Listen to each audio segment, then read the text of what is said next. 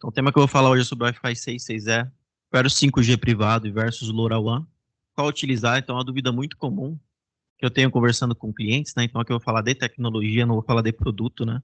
Então, se tiver alguma dúvida também, está aqui à disposição. Tá legal? Para quem não me conhece, né?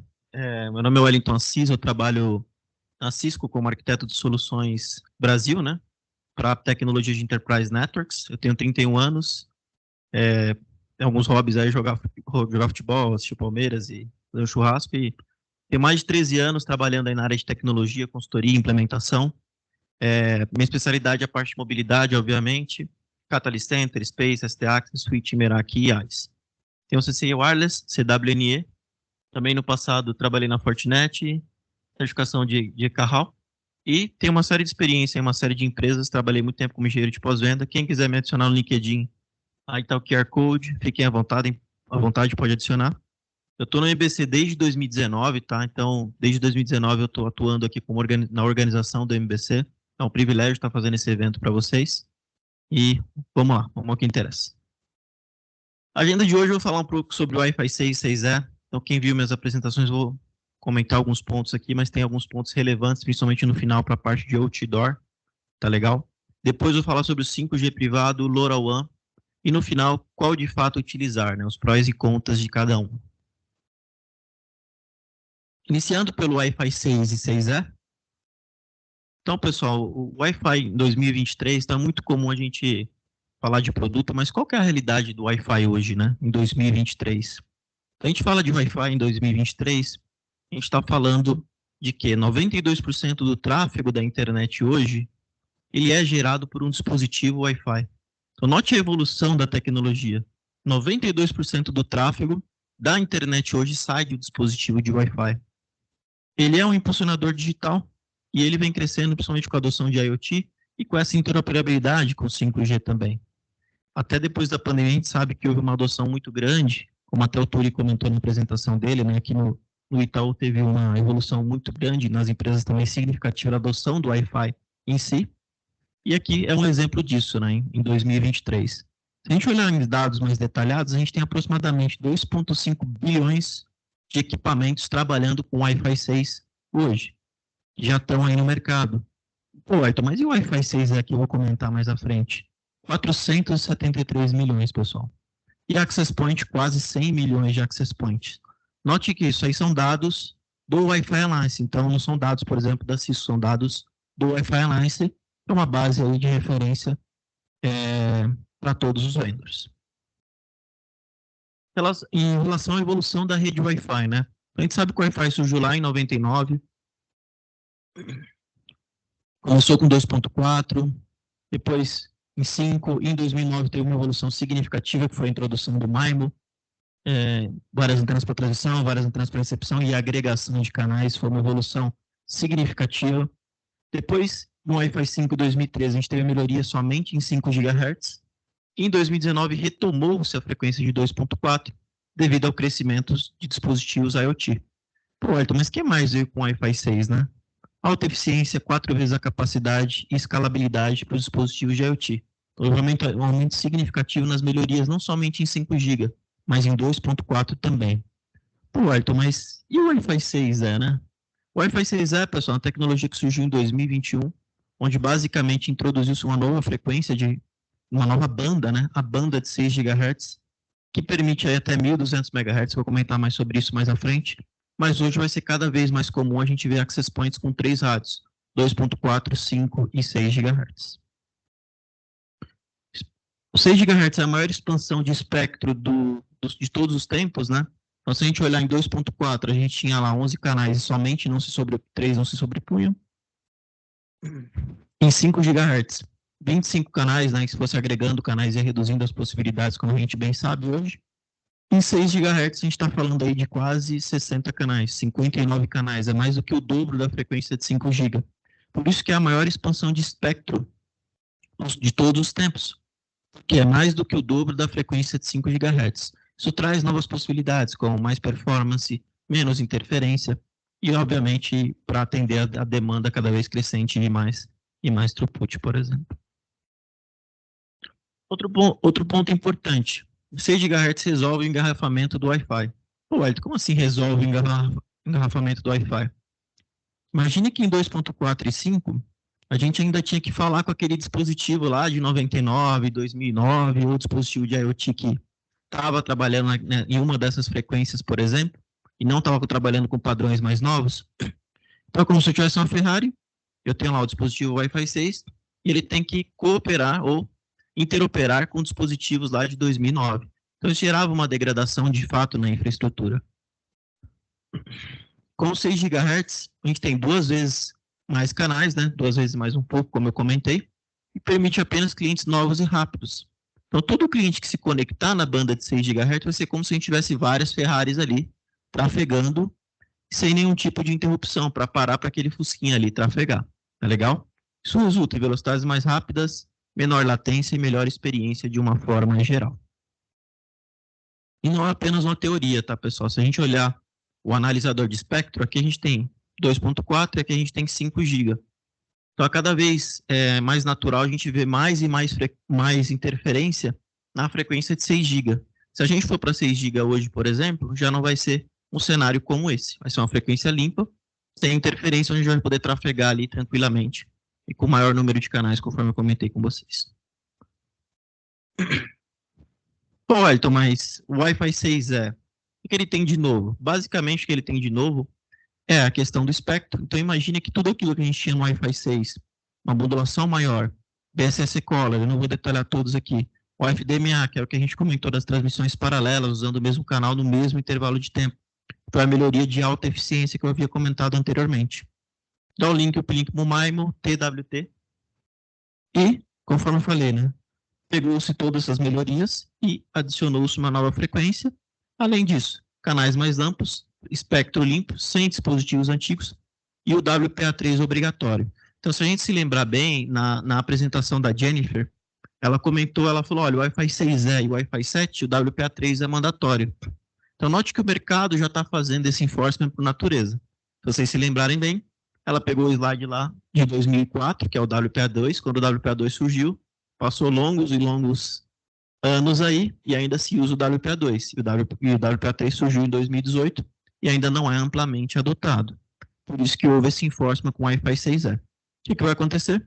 Quando tiver um dispositivo conectando em 6 GB, ele sempre vai usar WPA3. Tá legal? Pô, Ayrton, mas e os meus dispositivos legados, né? Como é que vai ser essa interoperabilidade? Então, lembre-se que eu continuo operando em 2.4 e 5 com aqueles meus dispositivos legados. Lembrando o slide anterior, eu vou ter lá os meus Fusquinhas, a minha Brasília, entendeu? Operando lá em 2.4 e 5, normalmente. E na banda de 6 eu vou ter lá várias Ferraris operando com Wi-Fi 6E, beleza? Já em relação à parte de autenticação, né? Criptografia. Imagina que o WPA2 eu vou estar com 2.4 e 5, e o WPA3 eu vou ter aqui na banda de 6 GB e na banda de 2.4 e 5. Note que na banda de 6 GB eu não tenho WPA2 de maneira alguma, para justamente ter esse enforcement que eu comentei com vocês. Tá legal? Pô, Elton, mas como é que vai ficar essa transição? Então, o dispositivo, ele fizer o escaneamento em 2.4 ou 5, o AP que suportar 6 GB, ele vai avisar, olha, eu suporto 6 GB no canal 37.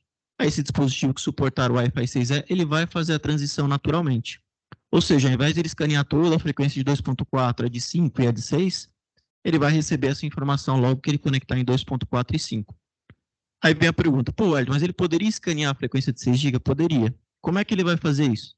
Aí ele vai pegar canais estratégicos. Então imagina que eu tenho lá 59 canais, ele vai pulando de 4 em 4 canais e fazendo um escaneamento mais efetivo.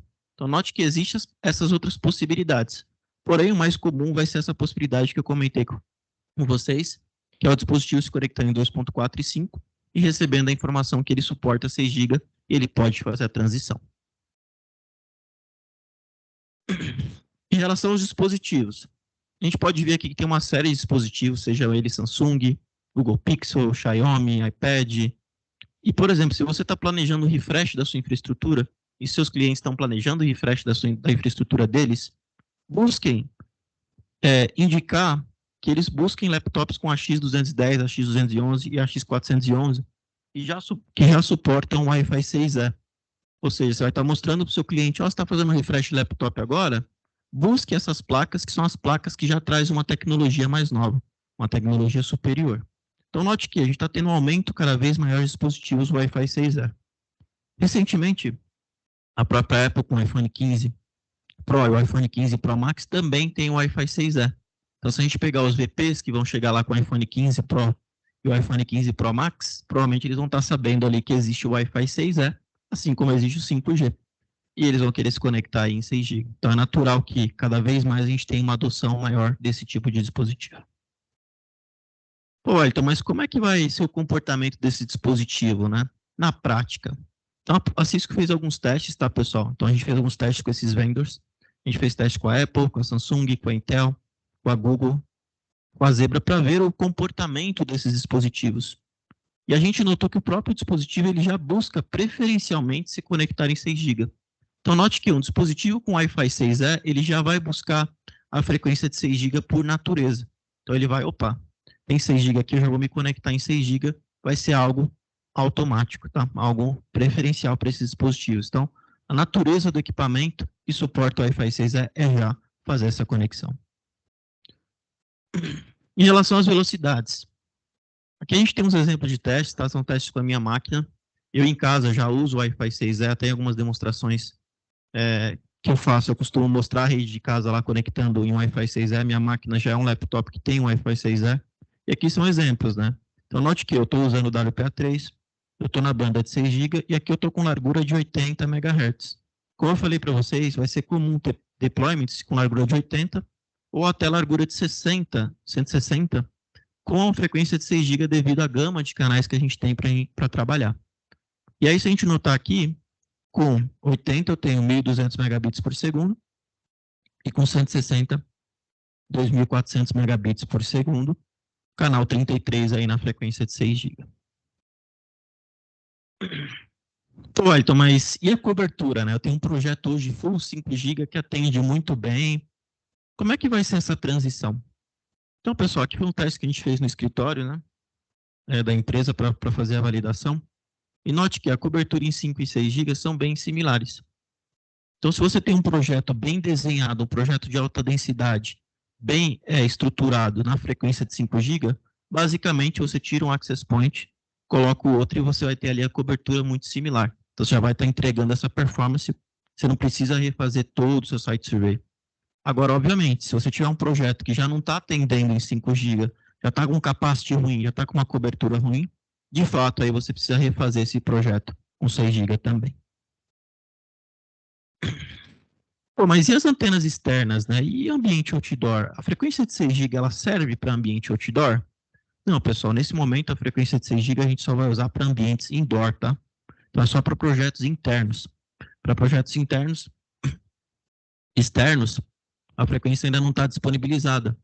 Para a gente trabalhar em projetos externos, a gente precisa de um recurso chamado Automated Frequency Coordinator, que eu vou comentar mais à frente, que é como se fosse uma base de dados que a gente consulta para usar aquele canal de 6 GB. Então, lembre-se que a frequência de 6 GB ela é usada para outras tecnologias, né? Então, de fato, esse recurso é para poder coexistir ambas tecnologias. Então, para o Wi-Fi Outdoor, a gente continua usando o Wi-Fi 6, 2.4 e 5. Pô, Elton, mas quais são as classes de dispositivos, né, de 6 GB que a gente vai ter? Primeiro, o mais comum é o Low Power Indoor AP, né? Que a gente chama de LPI. Esses são os dispositivos que vão trabalhar em rede interna, 1.200 MHz de espectro, né, como eu falei, máximo de 30 dBm. E o Standard Power IP, que aí seria para a parte de outdoor. Nesse momento, ao menos os Estados Unidos vão trabalhar somente nesse range de canal em 6 GHz. E o RP máximo é de 4 watts ou 36 dBm. Tá legal? Considerando o ganho da antena. As regulações vai depender do país, né?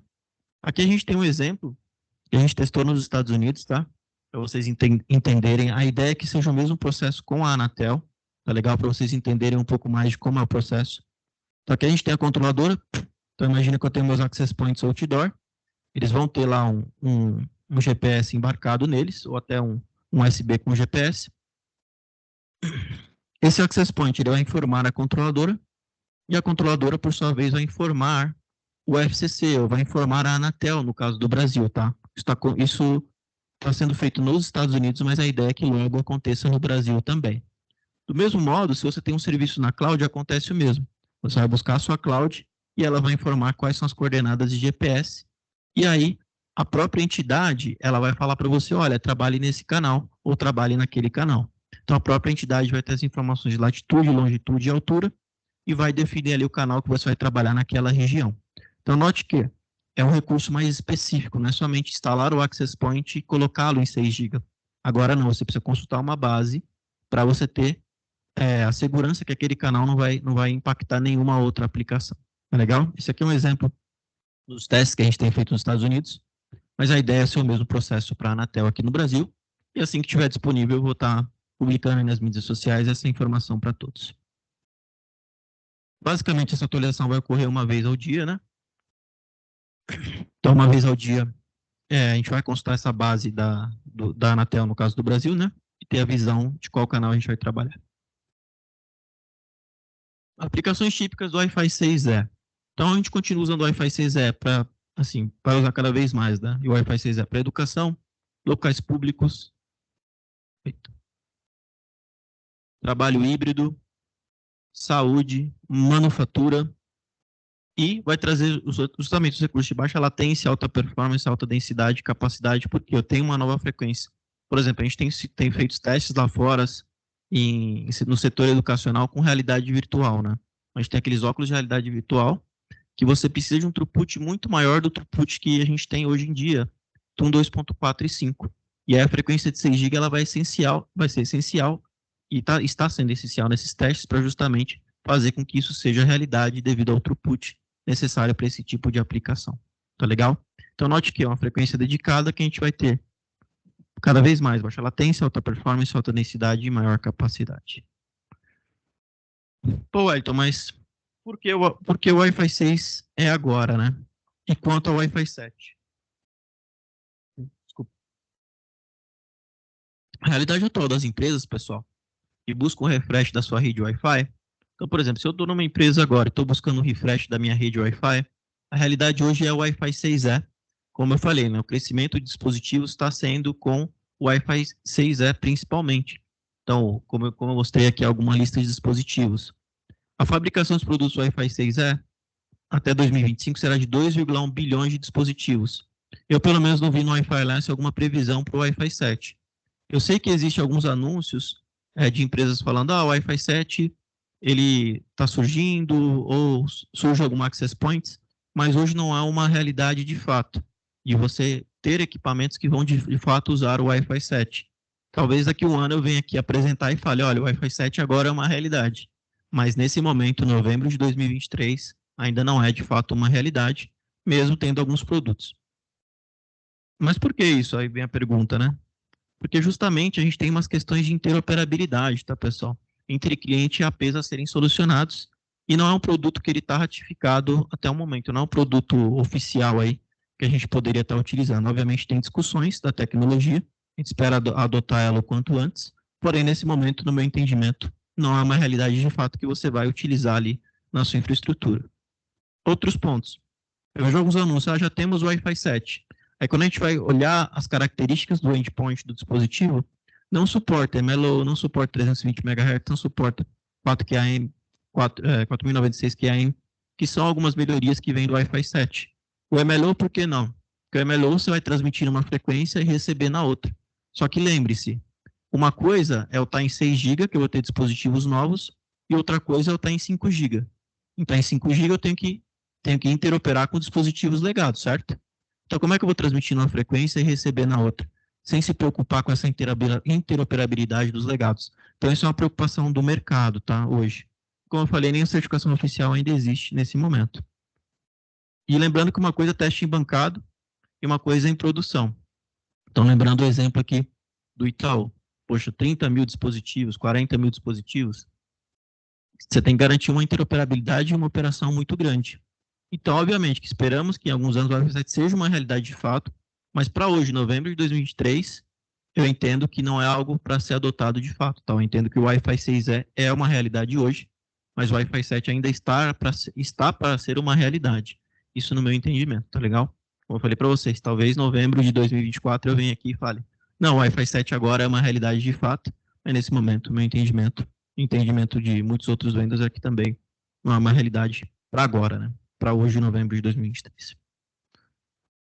Outro ponto que eu queria comentar com vocês, a tecnologia do BLE rapidamente, né? Então, tem alguns access points, tem gateway de BLE integrado, eu tenho feito alguns testes bem interessantes, e você usa alguns sensores para você fazer monitoração de temperatura do ambiente, utilização de espaço, tracking de pessoas. Isso vem sendo bem interessante porque é uma realidade que vem sendo discutido com uma série de casos de uso aí também. Legal, fechamos o Wi-Fi 6 e 6E. Alguma pergunta sobre esse tema? Alguma pergunta no chat aí, Diego?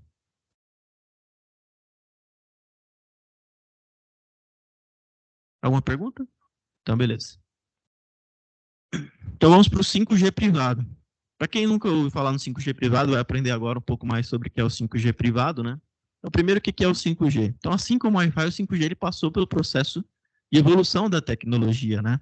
Ele começou lá com 1G, 2G, 3G, 4G, que é muito conhecido, que agregou serviços de dados e vídeo com banda larga, até chegar no 5G.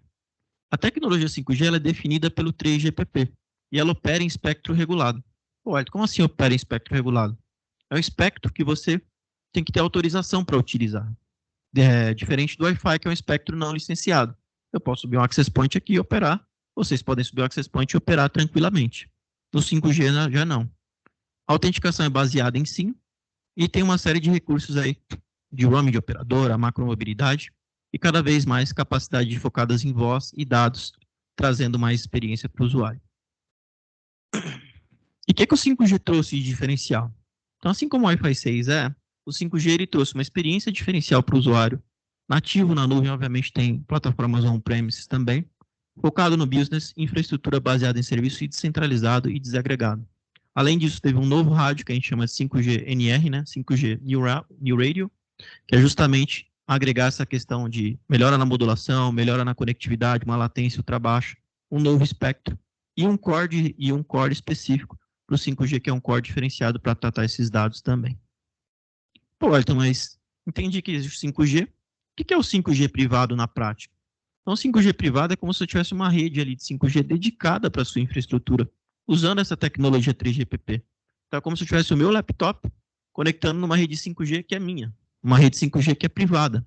Então, eu estou reservando o espectro, então eu estou pedindo autorização para a Anatel e falando, olha, essa parte do espectro aqui, ela é minha, eu vou utilizar dentro do meu ambiente. Tá legal?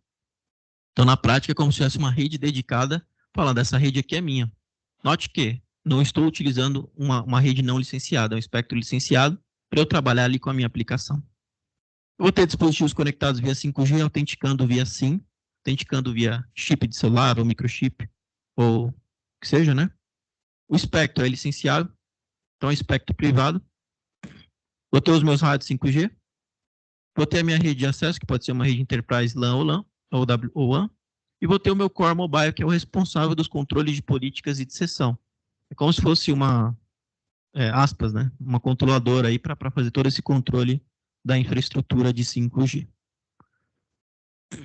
Se a gente analisar o espectro 5G, a gente tem a low band, a mid band e a high band.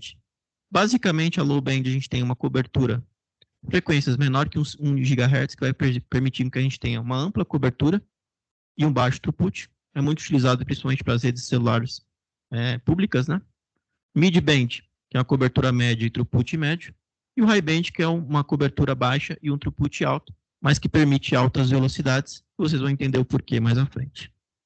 Low-band, então abaixo de 1 GB. A gente tem aí 600, 700 MHz, 850. Então isso faz com que a gente tenha uma boa propagação, maiores distâncias e uma maior penetração nos edifícios, por exemplo. Já uma mid-band é uma combinação de cobertura e capacidade, então tem uma infra intermediária. E o high-band, aí são frequências muito altas, de 24 GB, 26 GB, que na minha visão vai ficar dentro de uma sala, por exemplo. Então vai ser uma frequência muito restrita, que não vai nem atravessar paredes, por exemplo, mas vai permitir velocidades de conexões altíssimas. Pô, Elton, mas e a realidade do Brasil, né? Então, quando a gente fala em Brasil, a gente tem algumas range de frequência para as redes privativas, né? Para o 5G privado. Não estou falando aqui de 5G público, tá, pessoal? 5G privado. Então a gente varia aqui 30 MHz nesse range, 10 MHz nesse range, mas o range mais comum que eu tenho visto os projetos é esse range de 3.700 a 3.800, que é um range aqui de 100 MHz dedicado para a rede 5G privada. Então é um range muito comum que eu tenho visto nos projetos.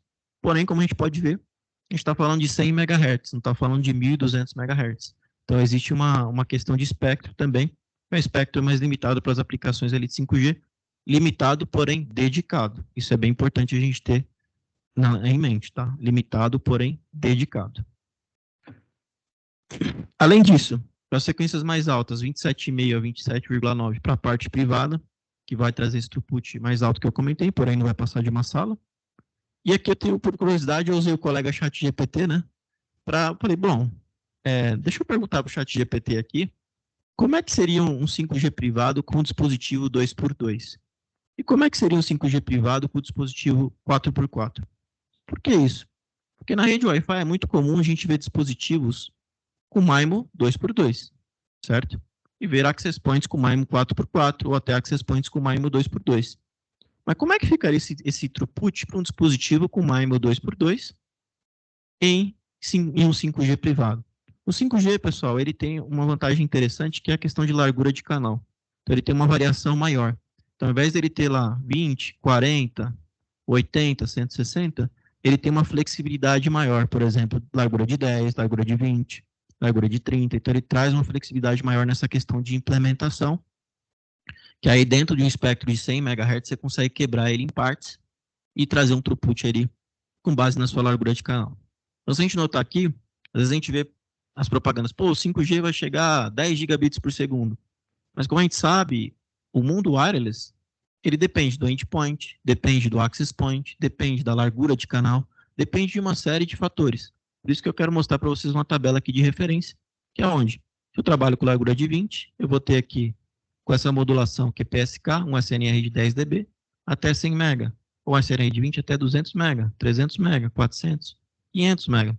Então, note que a modulação ela até é muito similar ao que a gente trabalha no Wi-Fi 6 hoje, por exemplo. E o SNR também é muito similar. Se eu tiver um dispositivo 4x4, que não é muito comum, principalmente na rede Wi-Fi, por exemplo, aí obviamente que eu vou ter o dobro da capacidade, como a gente pode ver aqui. Pô, Elton, mas se eu pensar no deployment de 5G privado e eu tenho 100 MHz de canal, isso quer dizer que eu não posso sair distribuindo um monte de antena 5G com largura de 100 MHz, por exemplo. Exatamente, porque você vai gerar interferência entre os próprios access points ali 5G privado. Então você precisa trabalhar com a largura de canal ali para você não gerar essa interferência entre os próprios elementos. Então note que em termos de wireless, basicamente a ideia continua sendo a mesma. E aí novamente, pegando dicas aí do colega Yuri, né? Eu falei, bom, ChatGPT, eu quero uma tabela aí dos equipamentos que tem 5G. Por quê? Imagina que eu estou num processo de transição para o 5G privado. Será que os laptops hoje suportam 5G privado? Qual que é a lista de laptops que tem 5G privado para eu, de fato, adotar essa tecnologia dentro do meu ambiente, por exemplo, corporativo? Ou será que eu vou focar isso mais no ambiente industrial ou no ambiente específico? Então, eu fiz um levantamento aqui, perguntando ao colega ChatGPT, obviamente que eu fiz um double check também. Interessante que a gente vê alguns laptops, smartphones e coletores também. E aqui a gente vê chipset Snapdragon, e aí você vê que tem suporte a 5G, MIMO 2x2, e o detalhe do Snapdragon é que esse mesmo chipset, ele atende o Wi-Fi 6E, porque ele suporta a banda de 6 GB, e também atende o 5G privado.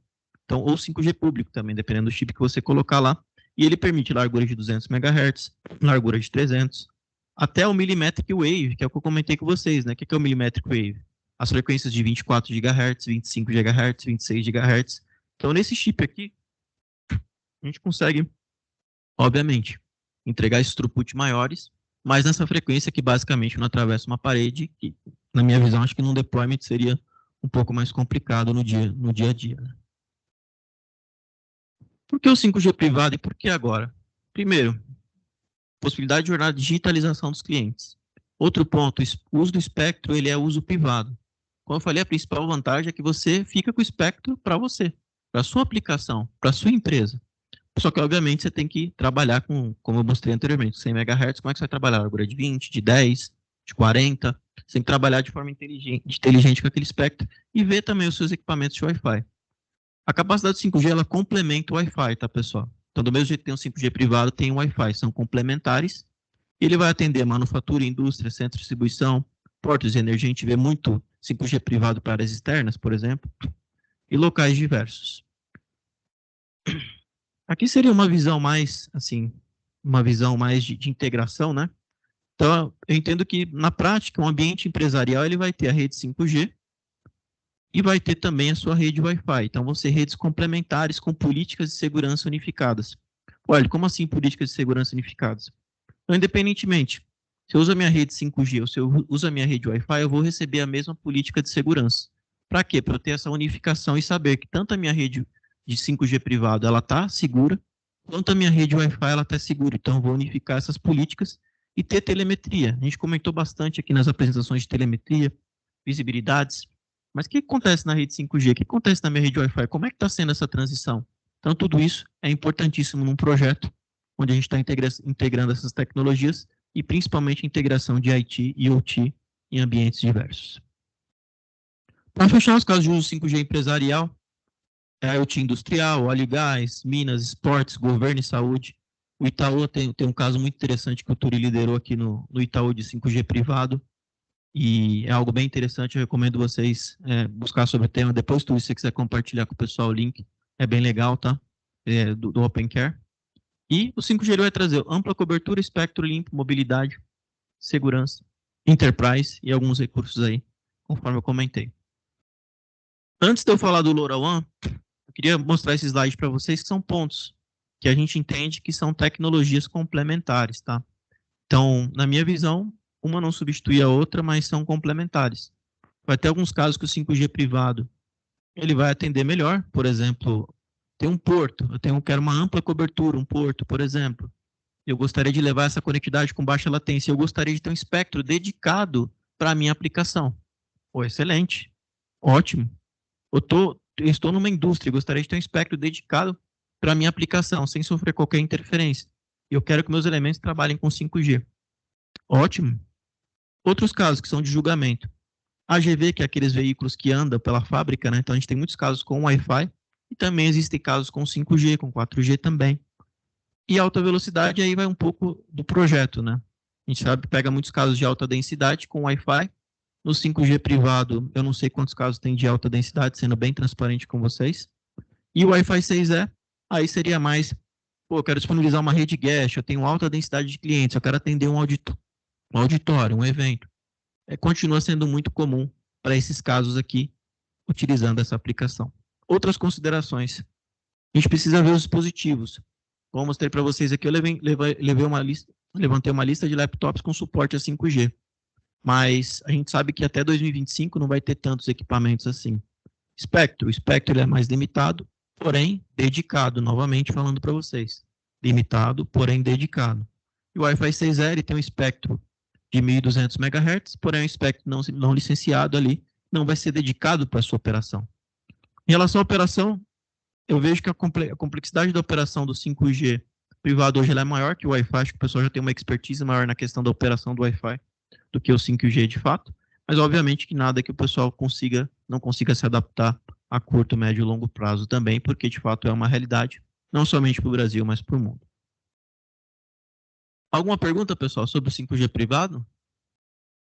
Tem alguma pergunta no chat? Alguma pergunta aí no chat? Beleza, então, para fechar aqui minha apresentação, vou compartilhar. Posso fazer uma? Claro, Turi. A gente vê bastante, né, os profissionais e as empresas tendo dúvida em que ambiente usar o 5G e em que ambiente usar o Wi-Fi. Eu acho que é bem nesse slide, né? Aqui eu acho que tanto a dúvida quanto um comentário. O que a gente vê, na verdade, não é que um vai substituir o outro. A ideia é que um complemente o outro em termos de design, né? E a gente pensa, um exemplo, se a gente vai ter uma superfície muito grande de cobertura, talvez uma única célula vai fazer com que você não tenha excessivos roamings. E aí o 5G privativo pode fazer algum sentido.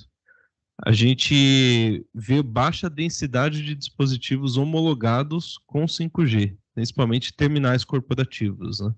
Então é uma dificuldade grande também que existe. Acho que até 3, 4 meses atrás, que eu me recordo, só tinha um laptop homologado para uso do 5G aqui no Brasil. Então, é baixa densidade ainda de dispositivos em 5G, a gente vê mais mobiles em cima disso, e algumas coisas para a indústria mesmo, IoT e tudo mais.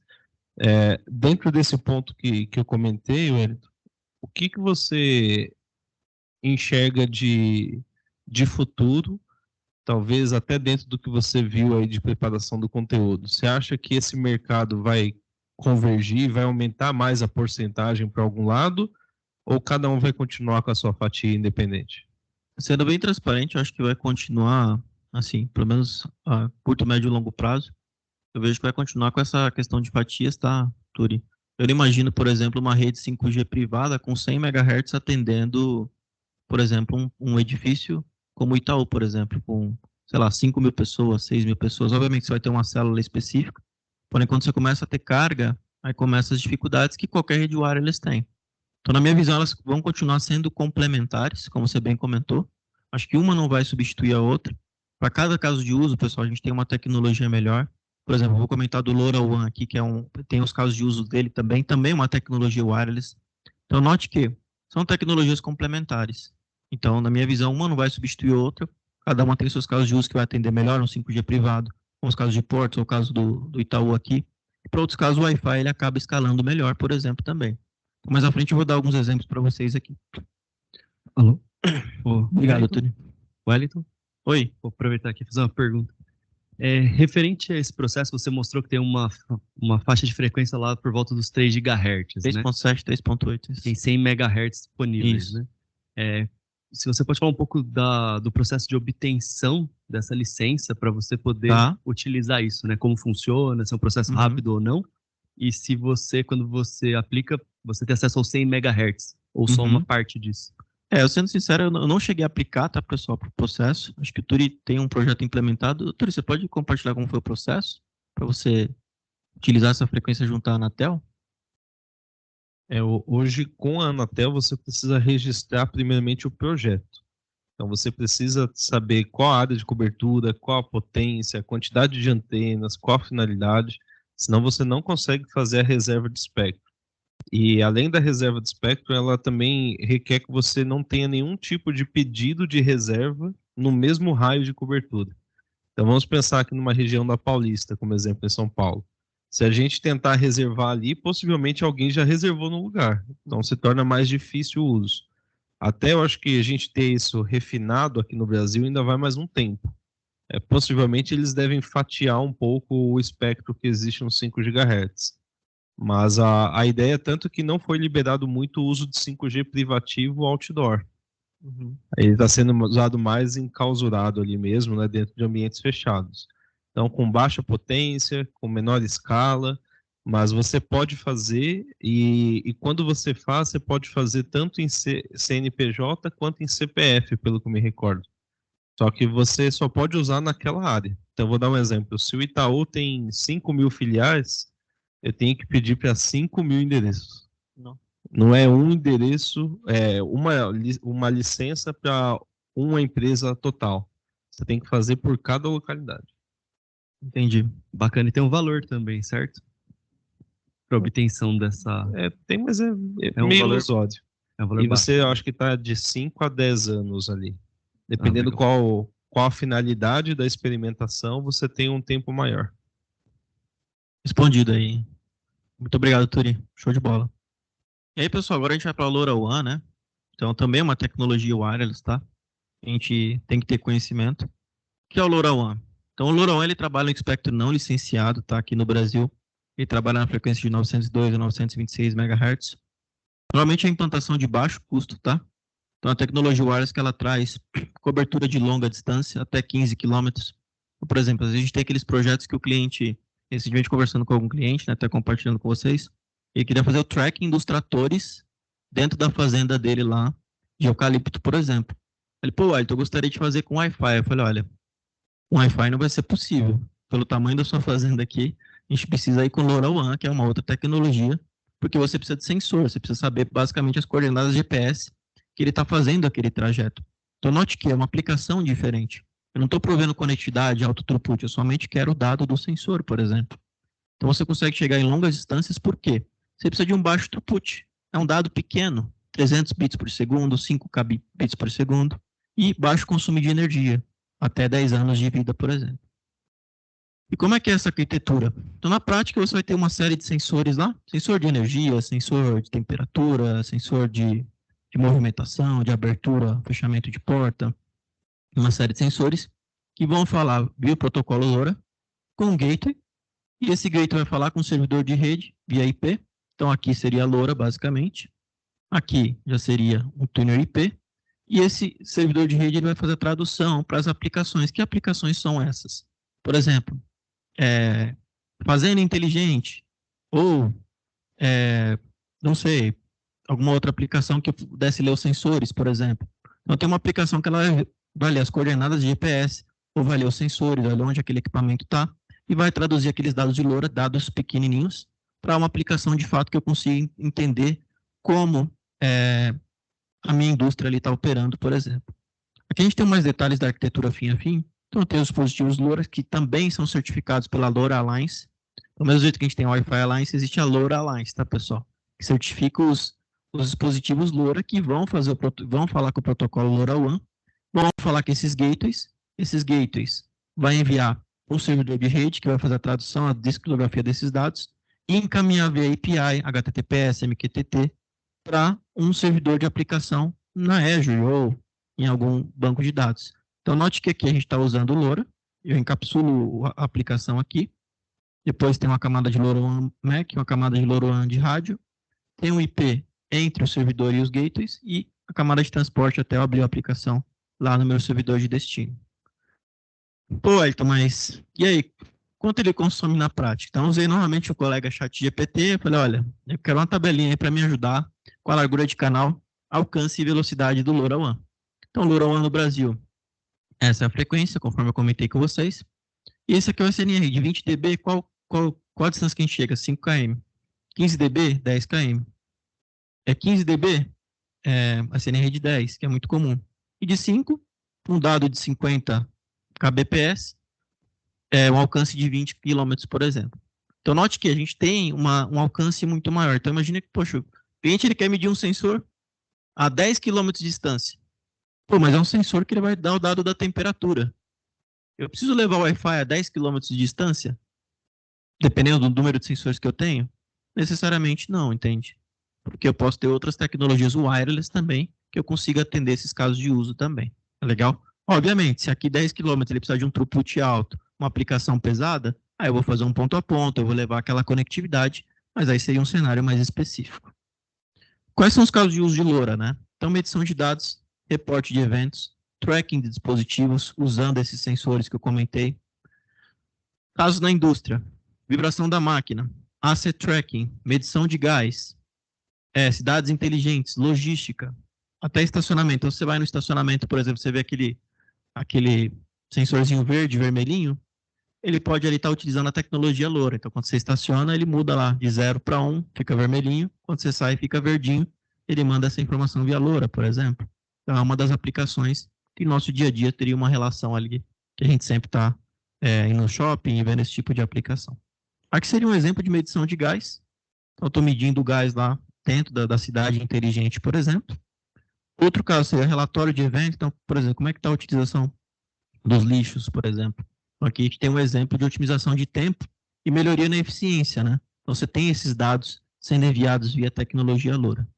O último caso, e bem interessante, é o caso de tracking, que você tem aí, algumas fazendas utilizam o LoRaWAN para fazer o tracking ali dos bois, das vacas também, utilizando essa tecnologia, eles colocam o sensor LoRa na orelha, né, para fazer essa medição. Então, note que tem várias aplicações, porque o dado ele é um dado muito pequeno, tá, pessoal? Você não vai querer um dado de alto throughput ali, pertinho da vaquinha, não precisa disso aí. E aí, qual utilizar? Então, qual utilizar na prática? Primeiro, a gente tem que ter o critério de seleção, a tecnologia baseada na indústria, né? Então, é transporte, é uma mina, é utilidade, é uma rodovia? Quais são os casos de uso? É alta densidade, é um local público, é uma educação, é saúde? é uma operação de remota de guindaste. Por exemplo, uma operação remota de guindaste, você não vai usar LoRaWAN, por exemplo. Por mais que ele chegue distante. Você precisa de uma aplicação com alto throughput. Você vai ter um ponto a ponto, você vai ter um 4G, um 5G. E aí você precisa entender quais dispositivos conectarão em suas características, quais os requisitos de aplicação, detalhes do ambiente. Então, dispositivos com suas características. Como a gente viu aqui, muitos laptops não têm suporte a 5G ainda. Faz sentido adotar um 5G privado para aplicações de um ambiente corporativo? Provavelmente não. Agora, para o ambiente industrial, aplicação de IoT, provavelmente é assim. Resiliência, latência, confiabilidade, escalabilidade, o ambiente, o espectro, se eu quero um espectro dedicado ou não, espectro não licenciado, seleciona a tecnologia e vejo também o CAPEX e o OPEX, né? Então, por exemplo, se eu vou para um 5G privado, qual vai ser o custo? Se eu for para um LoRaWAN, qual vai ser o custo de CAPEX e OPEX? Preciso capacitar o meu time? Quanto eu vou gastar de equipamento? Então, tudo isso a gente tem que colocar ali na ponta do lápis. Aqui a gente tem um exemplo de diferentes tecnologias em uma manufatura. Então, se a gente olhar, eu tenho uma manufatura aqui, uma indústria, onde eu tenho a tecnologia 5G, eu tenho Wi-Fi 6, eu tenho até a tecnologia da Cisco aqui, que é o COWRB, né? Que é o antigo Fluid Mesh, que a gente chamava ele. Você tem várias tecnologias dentro de uma indústria. Então, conforme a gente comentou aqui, não necessariamente uma vai substituir a outra, e sim são complementares. E eu posso também ter sensores LoRa aqui, dependendo da minha aplicação. Se a minha motivação é longo alcance e baixo consumo de energia e somente eu quero ter sensores, o LoRaWAN, de fato, ele é a melhor opção. Agora, se eu preciso de alto throughput, uma alta conectividade, aí a rede celular ou Wi-Fi também são opções aí consideráveis. E aí, para fechar minha apresentação, pessoal, e passar aqui para o Gustavo, até peço desculpas aí, Gustavo, empolguei aqui, mas a digitalização não é fácil, pessoal. Então, nenhuma tecnologia ela atende todos os casos de uso. Cada uma terá suas vantagens e desvantagens, como vocês viram aqui na apresentação. Wi-Fi 6, 6E, 5G privado, LoRaWAN, cada uma tem suas aplicações. E, na prática, continua sendo necessário um especialista que irá analisar o cenário e propor a melhor solução. Ou seja, nós aqui que estamos participando do evento, entender o cenário e propor a melhor solução para o nosso cliente final. Obrigado mais uma vez. Obrigado mais uma vez. Obrigado mais uma vez.